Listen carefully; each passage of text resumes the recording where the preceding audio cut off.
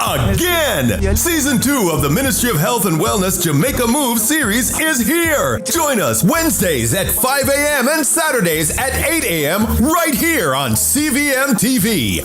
Let's get moving. Make a move now. Small business owners and independent contractors get affordable insurance with Sagicor Pro Shield. The time by Sagicor Life is 7 o'clock.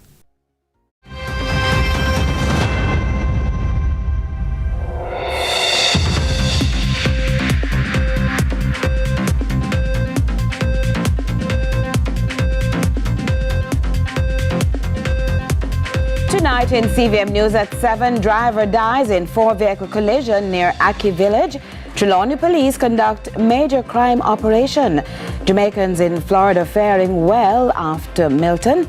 In the business news, ICAJ promotes digital practices for accounts.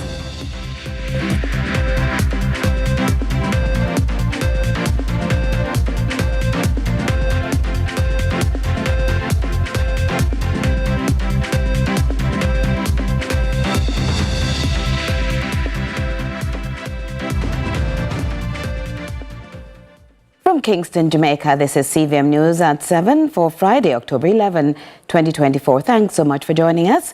I'm Curlin Brown. Jamaica's Foreign Affairs Minister, Kamina Johnson Smith, is pushing back against claims of abuse and arbitrary detention following the repatriation of Haitian migrants. Speaking in the Senate, Johnson Smith framed the government's action as crucial to national security, citing concerns over violence producers using migration routes to evade justice. The pushback comes amidst regional tension and reports of mass deportation in the Dominican Republic. More in this report from Ramon Gordon. Jamaica's Foreign Affairs Minister, Kamina Johnson Smith, is defending the government's repatriation of Haitian migrants, framing it as essential to national security. Speaking in the Senate, she pushed back against claims of abuse and arbitrary detention raised by the press recently. Jamaica is compliant with our policy and best practice. There has been no random or arbitrary detentions. We are also in touch with the Haitian government. I am in touch with my counterpart, Dominique Dupuis. Any Haitians who have been repatriated with the consent of the Haitian government and their prior notification.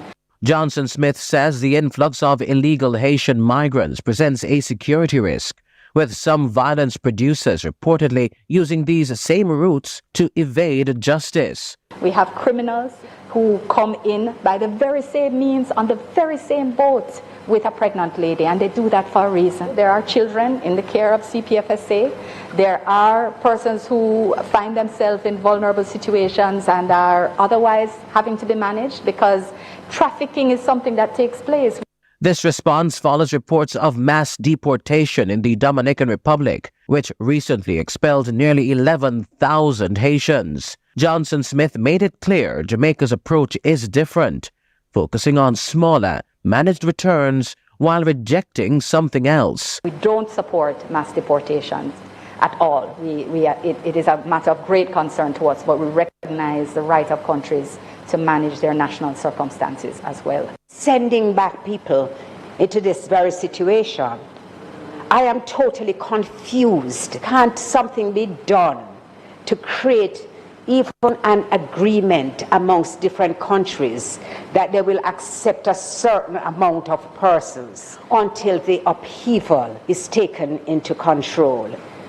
There's a humanitarian approach that's being taken to their presence here. That's managed and as balanced as it can be. Jamaica is the only country in the Caribbean now that has a refugee policy, and we do stick to that policy. Jamaica continues to walk a tightrope between regional cooperation and protecting its borders. The island is currently part of a multinational security support mission to Haiti, having recently deployed over 20 troops with a commitment to send more once circumstances allow. Ramon Gordon for CVM News. 3 people have died following a crash along the Greenside main road in Trelawny Friday morning.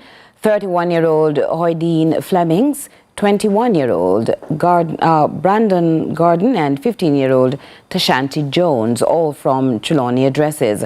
Police reports are sometime around 10:30, Suzuki Grand Vitara was in the process of turning into the entrance of a car wash when the Toyota Wish reportedly overtook a line of traffic and collided into it.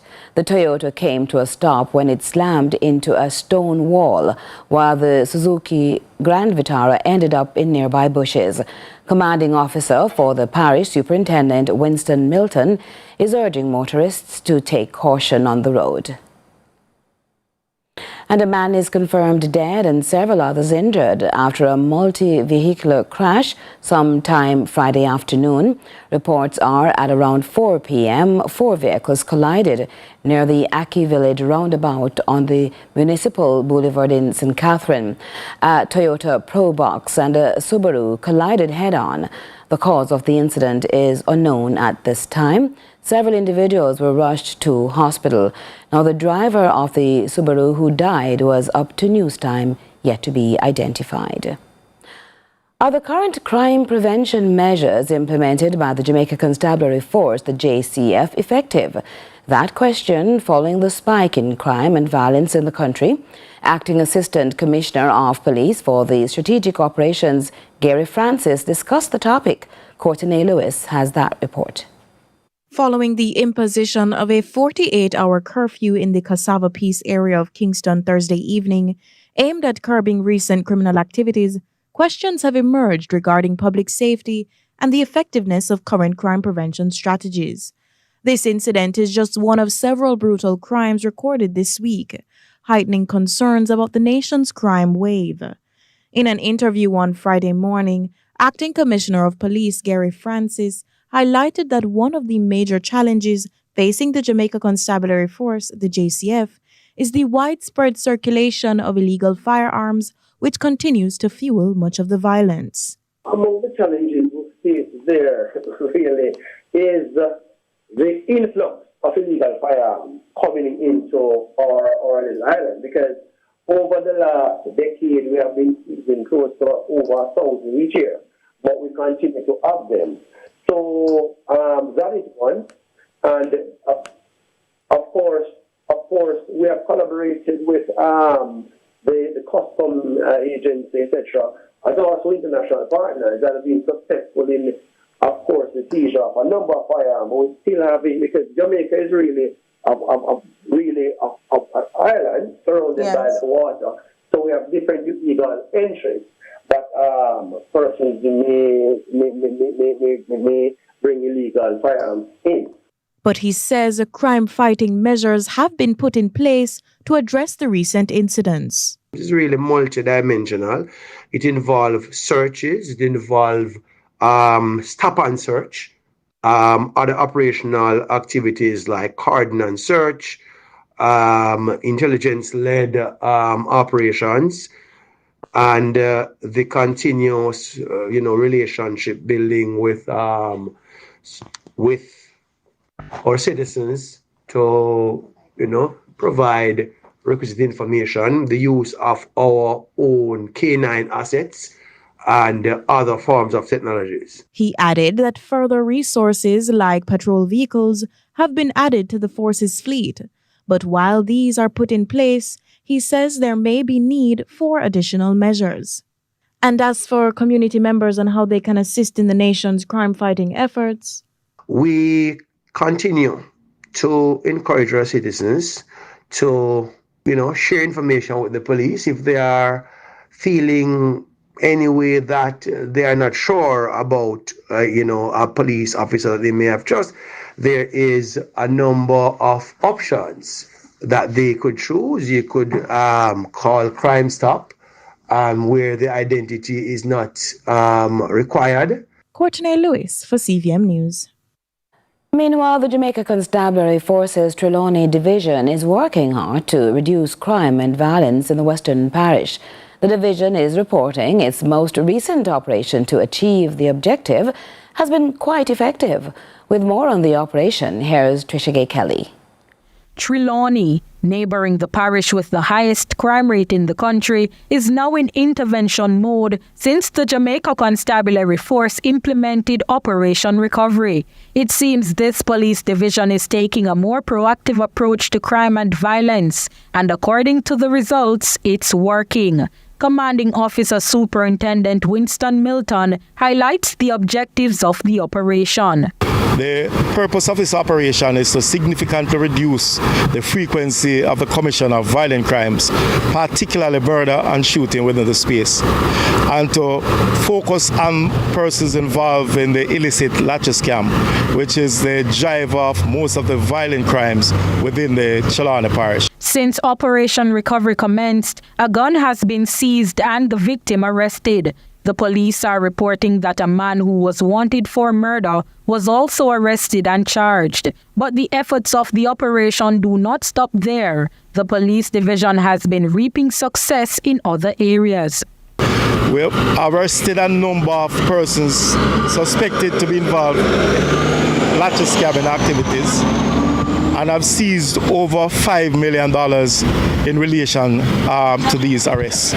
We will continue in earnest with these operational activity until we have achieved the objectives that we have set for ourselves. Superintendent Milton says Operation Recovery has been quite impactful in the reduction of crime and violence in the parish. He assures the operation will continue until all goals are met.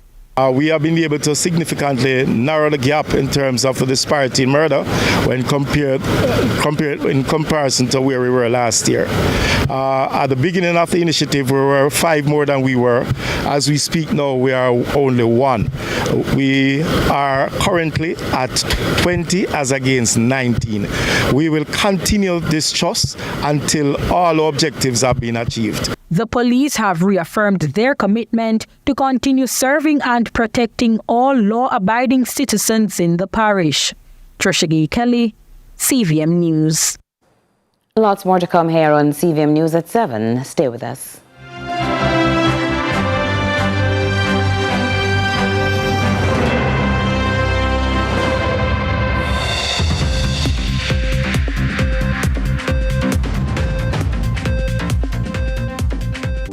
I go show them my way of justice. I'm abused. I need legal advice. I don't deserve this. The truth of the matter is, justice there for all of it. The Ministry of Justice has trained more than 5,600 persons in restorative justice practices. More than 200,000 victims have been supported by the victim services. Legal aid has reached thousands island-wide. Make we talk it out, not fight it out. Call 888 Justice today. Jamaica, get ready! Saturday, October 26th, live on the lawns of Mona. It's Boys to Men. Singing your favorite hits. Also performing live, Tashanti and Lila Ike. Get your tickets now at caribtix.com, Kingston, Jer, and Fontana. Saturday, October 26th, 2024. It's Boys to Men, live on the lawns of Mona. Starts at 8 p.m. Sponsored by Supreme Ventures, Mayberry, Main Event, Island Grill, and Courtly Hospitality Group.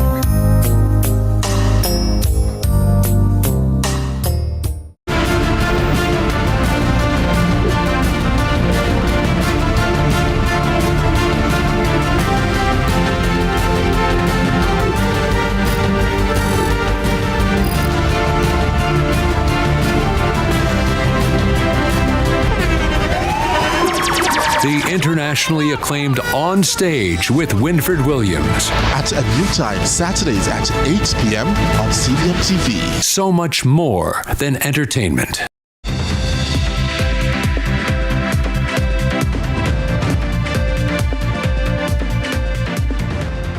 Welcome back. Thanks for staying with us. In a surprising twist amid rising concerns over public safety, a revelation from the Manchester police. Overall, major crimes in that parish have dropped significantly, even as the murder rate has seen a troubling uptick. Britannia Witter reports. Known for its cool temperature, Manchester is rapidly becoming a crime hotspot, with over 40 people killed in the parish since the start of the year, some in broad daylight. leaving residents and stakeholders to question whether the parish is changing for the worse. During a recent briefing with Prime Minister Andrew Holness, head of the Manchester Police, DSP Kerry Duncan, says despite the uptick, there's a 16% decrease in major crimes across the parish. Major crime categories were down by 16%. Major crime. What do you categorize as major crime? Murders, shootings, robberies, break-ins, larcenies, aggravated assault. So you're down? We're down generally.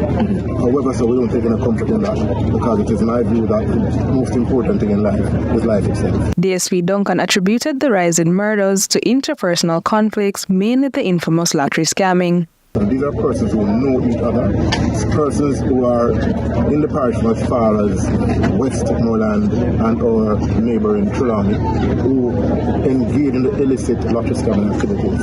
And because they were once friends, now we are seeing the falling out because of the spoils. So hence the nature interpersonal, because there are persons who are connected by way of family and friends in a particular community. Meanwhile, Holness shared plans to have discussions with key stakeholders to bolster support for law enforcement agencies in their ongoing battle against crime. So I'm encouraging you to put in as much effort and the resources, and I will be having discussions with the Commissioner and the Minister of National Security to ensure that this emerging problem of lottery scamming does not gain any roots and become a significant challenge here. So, Soup, you have your task cut out for you. A series of curfews have been imposed to thwart criminal activity in sections of the parish. Britannia Whittle, CVM News. Well, as she mentioned, a curfew, for example, announced for sections of the parish of Manchester has raised concerns, with some questioning its effectiveness and long-term impact. We go back to Britannia Whittle for more. In a move to combat the recent surge in murders, authorities in Manchester have announced a curfew. The curfew, which began on Wednesday, was scheduled to end on Friday at 6 p.m., but will instead be extended until further notice following increasing incidents of violence reported in the parish for the past few weeks. In the poorer space, Cartstown, Redbury, Trinity, as also in the Mandeville space, Mayday, Newhall, and areas that surround that general locality. Head of the Manchester Police, Kerry Duncan, told the media recently that the curfews are to put a stop to criminal activity. Therefore, he's asking residents for their cooperation. These curfews we see them as important in order to clamp down on some activities that we've been having. So I just want to ask the general public to just be understanding where we are concerned. Just to know that whatever we're embarking on now is to make your community safer and better. But Mayor of Mandeville, Donovan Mitchell, during Thursday's Municipal Corporation meeting, questioned the effectiveness of the curfews. The fact is that I am deeply concerned about some things. If we have a shooting in the town where 7 people were shot in broad daylight, why are we having curfews at night?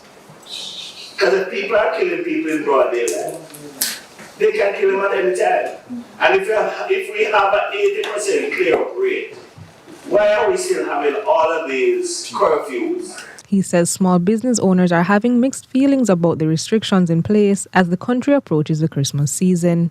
In response, DSP Duncan says he understands the frustrations, but it's his responsibility to ensure public safety. Everybody has their own mandate. My mandate is definitely the Chief Law Enforcement Officer for the parish of Manchester. And as such, my duty is to see to the safety and security of the people who traverse the parish of Manchester. He reiterates his plea to the residents to support the police as they continue to bring the parish back to its usual state of affairs. What I would want to say to the persons who operate in these spaces is just to bear with us, because there is light at the end of the tunnel, and we just want you to just give us the opportunity to do the work that we have to do to ensure your own personal safety and security. Britannia Whittle, CVM News. In other news now, in the aftermath of Hurricane Milton, some Jamaicans are singing songs of praise they were spared the worst. Despite some 16 reported deaths owing to the catastrophic storm, Jamaicans in Florida remained safe and among the least impacted, even some in Tampa. Here's more from Nika Lewis. When the Category 3 hurricane blasted through the Sunshine State, mere days after another deadly storm, Jamaicans feared for their lives and life's work. Hurricane Milton was not to be played with, dumping heavy rains, multiple tornadoes, and high storm surges of up to 15 feet across the southern end of Florida. And when it passed, Jamaicans remained alive and, for the most part, not among the worst affected. Courtney Fraser is a Jamaican living in northern Tampa, meters from the disaster zone. It was bad in some areas, but in my area, we were fortunate enough to not be, heavily destroyed by the hurricane and everything. People usually say is the Indian burial ground here.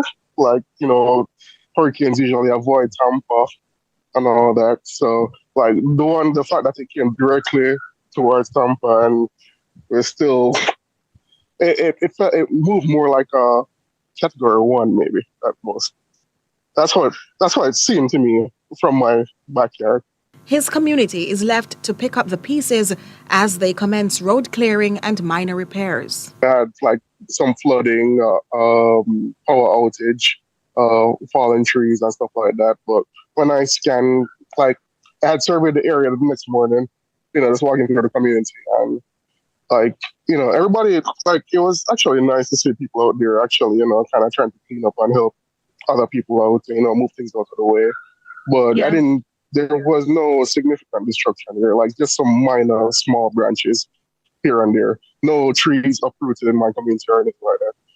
Over in Fort Myers, Jamaican journalist Laura Reed says the experience was less than exciting as things climbed a notch with deadly winds into the night after Milton made landfall. Thankfully, my family and I are safe. We're more inland, so we never got any flooding, just some severe winds.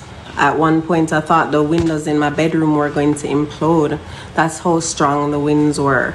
But overall, I would say this was a pretty serious hurricane. We were here preparing for the hurricane when deadly tornadoes erupted, stemming from Milton. So, that caused a whole other set of problems. A lot of people lost their homes and their lives. So, my prayers go out to them, and please keep Florida in your prayers. Nika Lewis, CVM News. Back here in Jamaica, instances of bullying have prompted the Jamaica Constabulary Force, the Education Ministry, and the Ministry of Justice to embark on anti-bullying campaigns. The justice officers and the law enforcers are forewarning students of the consequences of bullying and the programs to reduce crime. Courtney Lewis tells us more. The authorities are cautioning young people of sanctions for bullying in schools and online. The warning is a timely one as incidences of violence in schools have become more prevalent, especially on social media. One police corporal of the North St. Catherine Division, while speaking to students at the Jonathan Grant High School, says the surge in cyberbullying has led to permanent damage, which the law seeks to cut down in a serious way. There is an act in law that treats with cyberbullying, and the reality is I want persons to learn this.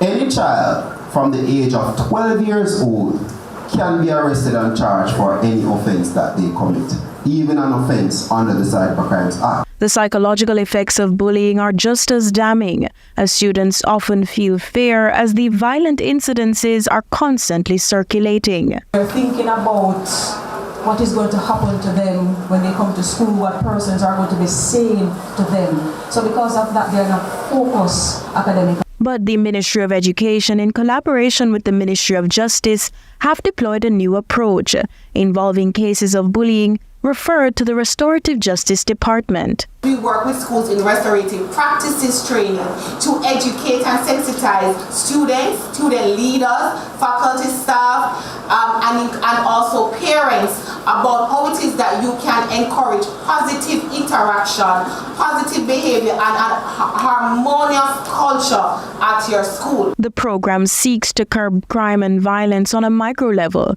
by understanding motivations for bullying, involving parents, guardians, and counselors. When a bullying happening at school and it is referred from the dean of discipline or the guidance counselor, we bring together the affected parties, which include the victims, the perpetrator, and in cases there is a bystander, the bystanders are also a part of the engaging process and communicating process in the restorative justice program.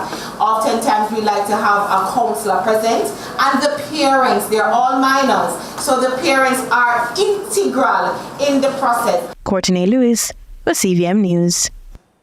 More to come in a moment, including the business report. Stay with us.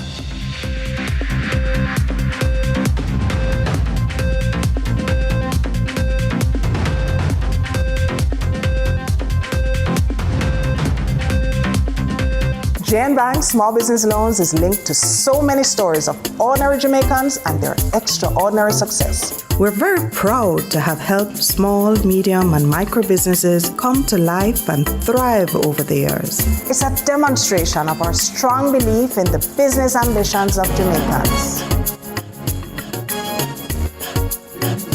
Come, talk to us. Tell us your business. Let's start a partnership and let your business plans appear in real life. The Top Up Flow app is a great way to get Flow prepaid mobile plans. Oh, you know, the plans that give you real unlimited social media, YouTube, anywhere calls, and data for TikTok. And for a limited time only, get a 28-day plan for $2,900 when you activate through the app. Oh, that's a $500 saving. The easy, convenient way to save on your Flow 28-day prepaid mobile plan with unlimited social and anywhere calls is to download the Top Up Flow app or visit topupflow.com. Download today and start saving.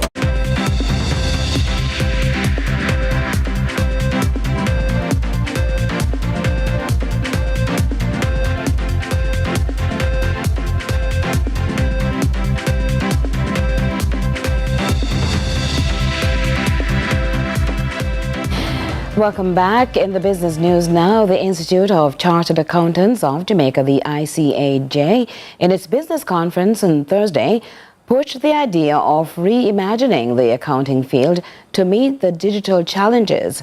Adrian Williams plugs the details of that conference.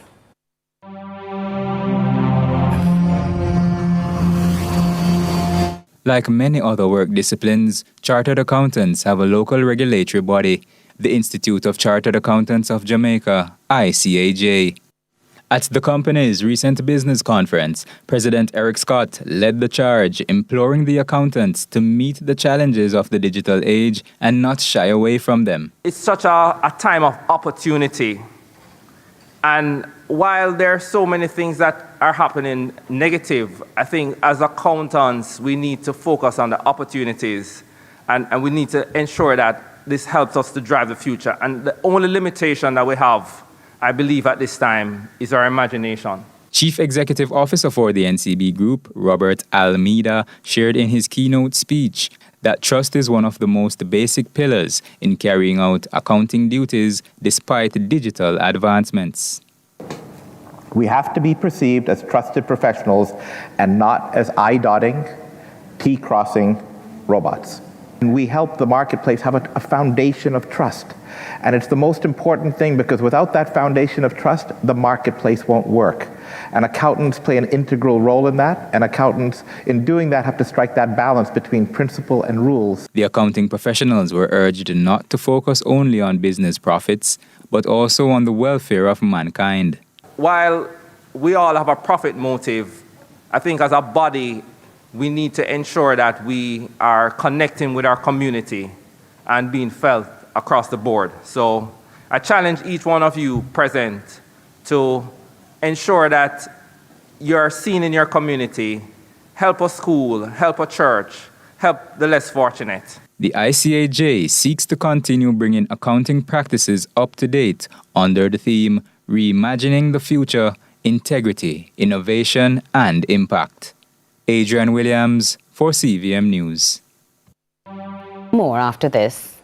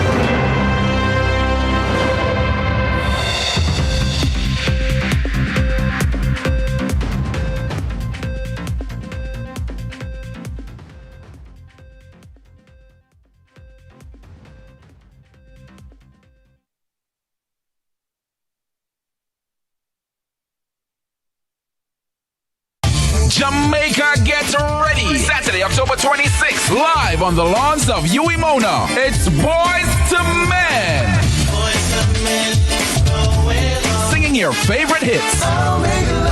Also performing live, Tashanti and Lila Ike. Get your tickets now at caribtix.com, Kingston, Jer, and Fontana. Saturday, October 26, 2024. It's Boys to Men, live on the lawns of Mona. Starts at 8 p.m. Sponsored by Supreme Ventures, Mayberry, Main Event, Island Grill, and Courtly Hospitality Group.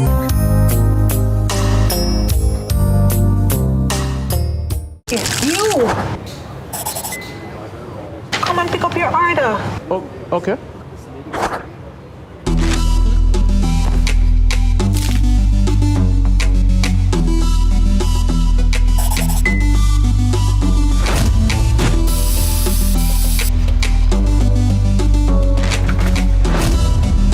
For the juicy, crunchy, irresistible taste of a KFC Big Deal, some people will do anything. We a big deal when we touch the ground. Yeah, a KFC when we're pulling up. Anything for the taste of a KFC Big Deal. The time by KFC is... The Top Up Flow app is a great way to get Flow prepaid mobile plans. Oh, you know, the plans that give you real unlimited social media, YouTube, anywhere calls, and data for TikTok. And for limited time only, get a 28-day plan for $2,900 when you activate through the app. Oh, that's a $500 saving. The easy, convenient way to save on your Flow 28-day prepaid mobile plan with unlimited social and anywhere calls is to download the Top Up Flow app or visit topupflow.com. Download today and start saving.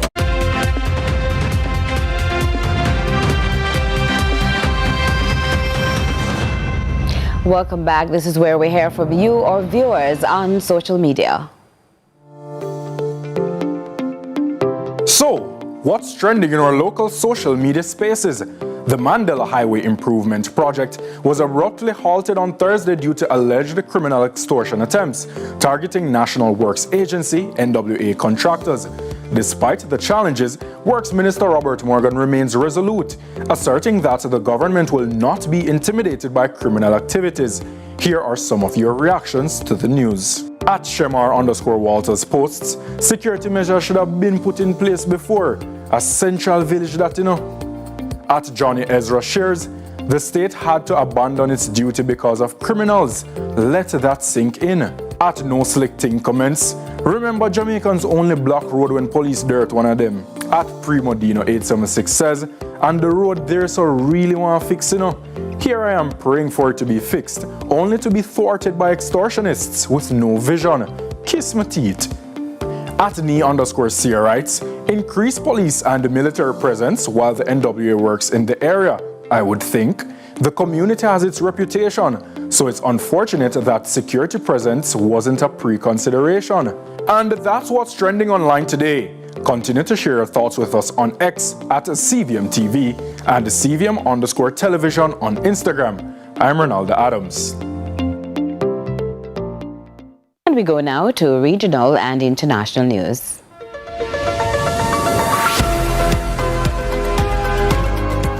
We begin with news in the region. A one-off cash grant of 200,000 Guyanese dollars will be distributed to every household in Guyana. The announcement was made by President Dr. Irfan Ali during a special sitting of Parliament, his second address to Parliament since taking office. More from the CBC. This will see an injection of $60 billion of disposable income into the Guyanese households countrywide. We will begin this one-off cash grant payment to household instantaneously. Our government is ready to lead the charge into this digital future. Digital